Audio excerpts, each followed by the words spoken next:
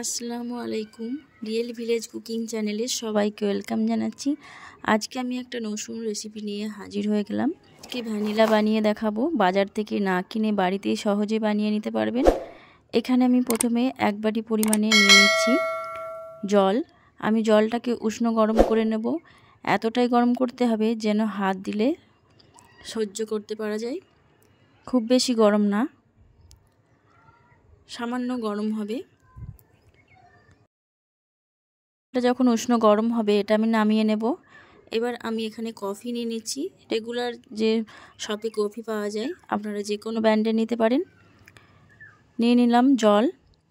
এর মধ্যে দিয়ে দিচ্ছি কফি, 2 টেবিল চামচের মতো কফি দিয়ে দিলাম। দিয়ে দিচ্ছি চিনি। চিনি আমি এখানে 1.5 টেবিল চামচ দিয়েছি। চিনি এবং কফি খুব ভালোভাবে মিশোতে হবে। এখানে আমি বেকিং সোডা নিয়ে নিচ্ছি 1/2 চামচ। বেকিং সোডা দিতে হবে, বেকিং পাউডার না। সব কিছুকে ভালোভাবে নাড়াতে হবে। আমি এখানে প্রায় 3 থেকে 4 মিনিট আমি অনবরত নাড়তে থাকব। এখানে ঠিক যখন চিনিটা গলে যাবে আর এইরকম ফেনা হয়ে উঠবে, তখন আমি এটাকে দেখুন, এটা বুঝতে হবে এরকম ফেনা হতেই হবে। 2 থেকে 3 মিনিট আমি এইভাবে নাড়াচাড়া করেছি। আমি আবারও 2 মিনিট অনবরত নাড়াতে থাকবো। এই দেখুন কত ফেনা হয়ে উঠেছে।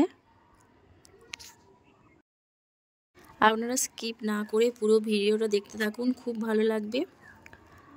খুব সহজভাবে আপনাদের বানিয়ে দেখিয়েছি।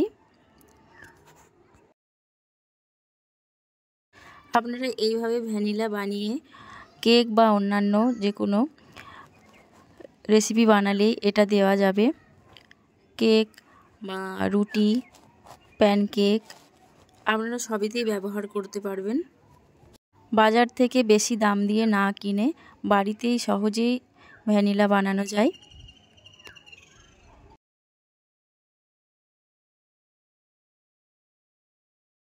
এইভাবে আমি 3 থেকে 4 মিনিট নাড়াচাড়া করে এটাকে ভালোভাবে মিশিয়ে নিয়েছি। এবার আমি 2 থেকে 3 ঘন্টা এটাকে ঢাকা দিয়ে রেখে দেব। 2 থেকে 3 ঘন্টা ঢাকা দিয়ে রেখে দিতে হবে। ফিরে আসছি আমি 2 থেকে 3 ঘন্টা পর। আমি এখানে কম করে বানিয়েছি, আপনারা পরিমাণে বেশি বা কম বানিয়ে নিতে পারেন এবং স্টোর করে রেখে দিতে পারেন 1 বছরের জন্য। 2 থেকে 3 ঘন্টা পর আমি এটা ঢাকনাটা খুলে নিলাম। যে ফেনা হয়েছিল এটা খুব ভালোভাবে অ্যাবজর্ব করে নিয়েছে। আমি আবারও একটু নাড়াচাড়া করে দিলাম। এই দেখুন, দেখেই বুঝতে পারছেন কত সুন্দর ভ্যানিলা এসেন্স বাড়িতেই তৈরি করে নেওয়া যায়। বাজারে না কিনে বাড়িতেই সহজেই বানিয়ে নিতে পারবেন। বাজারে যে ভ্যানিলা এসেন্স পাওয়া যায় এই রকমই কালার হয়, দেখেই বুঝতে পারছেন হুবহু একই। আমি এখানে কাঁচের একটা বয়াম নিয়ে নিয়েছি।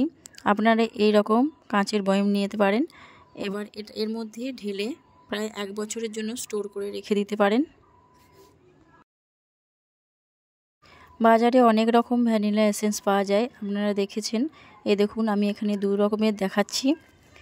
এটা অবশ্যই চিনতে পারছেন। এই রকম বয়ামেও আপনারা স্টোর করে রেখে দিতে পারেন। আমি এখানে একটা কাঁচের বয়াম নিয়েছি, এর মধ্যে পুরোটা ঢেলে দেব। ঢেলে আমি সারা বছরের জন্য এটা স্টোর করে রেখে দেব। এখানে আমার কাঁচের বয়ামটা পুরোটাই ভর্তি হয়ে গেছে। তাহলে দেখলেন তো কত কম সময়ে এবং বাড়িতে থাকা সামান্য উপকরণেই বাড়িতেই বানিয়ে ফেলা যায় এই ভ্যানিলা এসেন্স। আপনারা যদি আমার চ্যানেলে নতুন হয়ে থাকেন তাহলে একটা লাইক দেবেন